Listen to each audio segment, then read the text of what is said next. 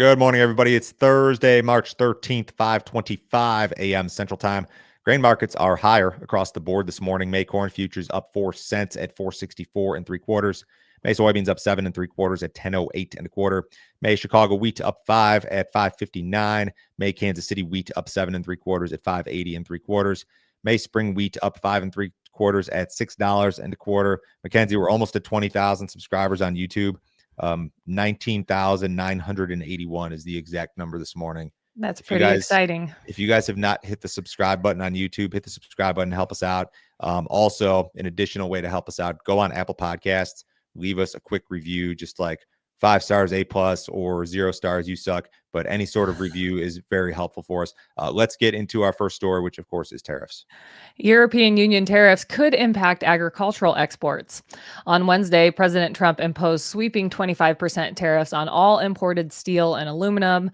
The EU responded by announcing plans to impose tariffs on up to $28 billion worth of U.S. imports. The tariffs would encompass a wide range of agricultural exports, including corn, soybeans, beef, and poultry. The tariffs would significantly undermine the resilience and competitiveness of the EU livestock industry. The EU has stated that it remains open to negotiations, with feed grains potentially playing a key role in reaching an agreement with the U.S. to avoid tariffs. I think the grain markets were a little bit jittery when this news was announced. The fundamentals of the situation might dictate otherwise. Let's take a look at U.S. corn export sales, because tariffs, of course, are something that could or maybe will impact exports. The European Union has bought 2.5 million metric tons of corn for the current marketing year, and everything that they've bought has already been shipped, nearly 100%. So for the current marketing year, as it relates to corn, this is a non-issue. You could make the argument that, moving forward, maybe new crop purchases are in jeopardy. And a lot of that comes down to the uncertainty or just the unknown regarding the trade war. How long do these tariffs last? When do different countries decide to come to the table and negotiate? That's an unknown. So I'd say non-issue for corn. For soybeans, the European Union has been the second largest buyer of U.S. soybeans this year, but we've already shipped 100% of what's been purchased. So non-issue with soybeans. But again, maybe you could look at new crop and say, maybe they're not going to buy new crop in the way that they would. Related story, just off topic for a second. China officially put their new tariffs into effect on Monday, I believe, and they've still got 52 million bushels worth of unshipped old crop soybean sales out of the United States. That's something that you could see. You could see cancellations. You may see them announced later this morning at 7:30. You may see them next week. I wouldn't be surprised if China cancels some soybeans. Wheat, the EU has been a very small buyer of U.S. wheat, less than 3% of all U.S. export sales. So the fundamentals of the situation would tell me that exports of corn, soybeans, and wheat will be impacted essentially not at all by European Union tariffs. The China thing, I think, is interesting, but I see this as being mostly as far as grains are concerned and soybeans, kind of a non-issue. Canadian farmers are expected to plant less canola and more wheat this year. According to Statistics Canada, farmers are expected to increase wheat acreage by 2.6% while reducing canola acreage by 1.7% compared to last year. However, planting intentions may shift since the survey was conducted before President Trump's tariff proposals and China's recent tariff threats on Canadian farm products. The canola market has dropped nearly 10% in the past week due to tariff threats by the U.S. and China. Over the weekend, China announced its plan to implement a 100% tariff on Canadian canola oil and meal effective March 20th. Meanwhile, the Trump administration plans to impose a 25% tariff on Canadian goods beginning April 2nd. China is a big importer of Canadian canola. Last year, I believe the number was they took 5.9 million metric tons of canola seed, some canola oil, and a couple million tons of oil.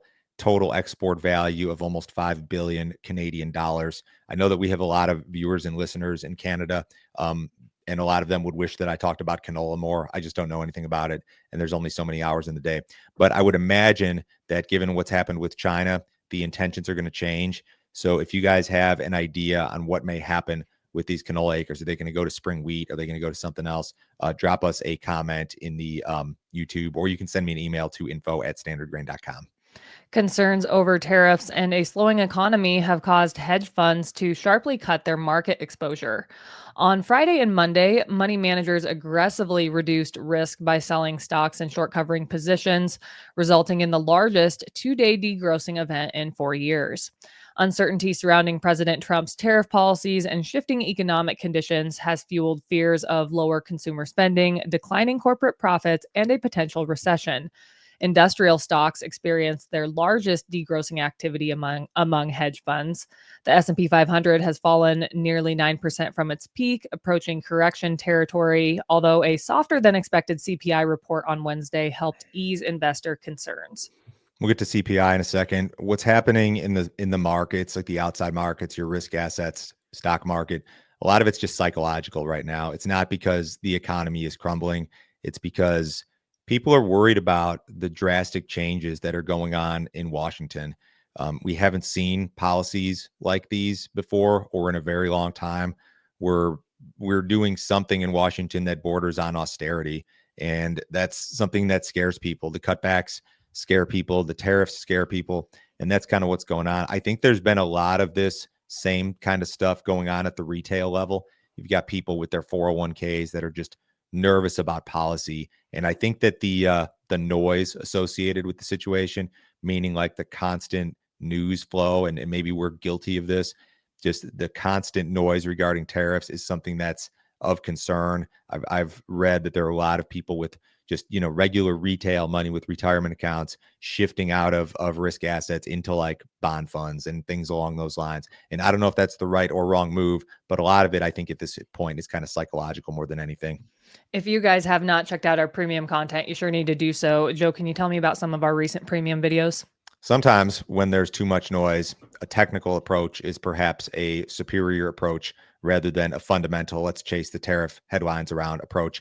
Brian Split did charts with Mackenzie yesterday, and he's always fantastic. He covered corn, soybeans, wheat, cattle. He did the equities. He did cotton. The technical side is something that I think people are a lot less familiar with than the fundamental side, but the technicals and the charts and the patterns, they absolutely matter. And maybe in an environment like this that's so news heavy and noisy, maybe the charting is the way to go. I talked about new crop corn carry opportunities last week. This is what I would call hardcore grain marketing information, but this is, especially if you're somebody with storage on the farm, this is how you can help to increase incomes and make your budgets look a little bit better if you know how to play this stuff and play it effectively. If you guys want to see the premium stuff, go to standardgrain.com. You can sign up this morning. This is a $50 per month subscription. It includes 2 emails per day from us. You get the Standard Grain morning update every single business day at 5 a.m. Central Time. That update includes every headline that we cover during the day, all of our charts, graphics, all of my cash grain marketing recommendations, our 6 most recent premium videos. You can jump on the text message list if you want. That is optional. We won't try to sell you anything else. We'll never call you.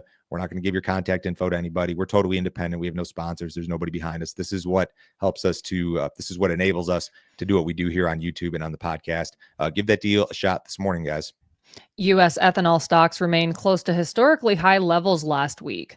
The stocks number of 27.4 million barrels was up marginally on the week and up 6.2% versus the same week last year. Stocks remain at levels comparable to those seen during the early stages of COVID. Weekly ethanol output of 1.06 million barrels per day was down 2.8% week over week, but up 3.7% compared to the same week last year. Implied gasoline demand was up 3.4% for the week and up 1.5% versus the same week last year. On average, over the last 4 weeks, implied U.S. gasoline demand is up slightly compared to the same period last year. Ethanol production is still good. It's strong. It's where it's where it needs to be, and we can probably actually exceed USDA's target for corn demand via ethanol. The stocks, of course, are a big concern. Why are ethanol stocks as high as they were during the COVID lockdowns? There's not really a great answer. I mean, the answers that are out there, just increased production, domestic demand's off a little bit, maybe export demand's down a little bit. The good news, I guess, is that seasonally, if you guys are looking at this chart, you tend to decline with regard to stocks as you approach like summer driving season, like from spring into midsummer. Stocks tend to decline, and we hope that that's the case this year because we don't. It's already pretty burdensome, but we don't need to see it any more burdensome. Ethanol production margins in the United States, using spot prices, of course, of corn, ethanol, DDGs, inputs, break even to maybe just a little bit negative. U.S. consumer prices increased at their slowest pace in 4 months in February. Inflation rose 0.2% last month, easing from the sharp 0.5% increase in January and falling short of the expected 0.3% rise. On an annual basis, prices climbed 2.8%, down from 3% in January and below the expected 2.9% increase.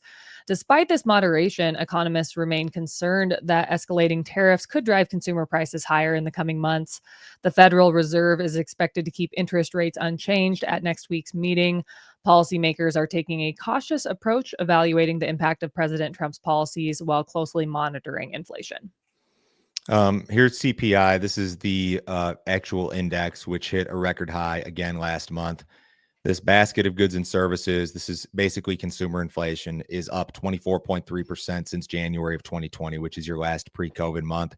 I'd probably take the over on 24.3% if you want my real world numbers. If you look at CPI, so 2.8% annualized change. I pulled this chart that goes all the way back to the late 60s, and you can see on here the inflation of the 70s and 80s.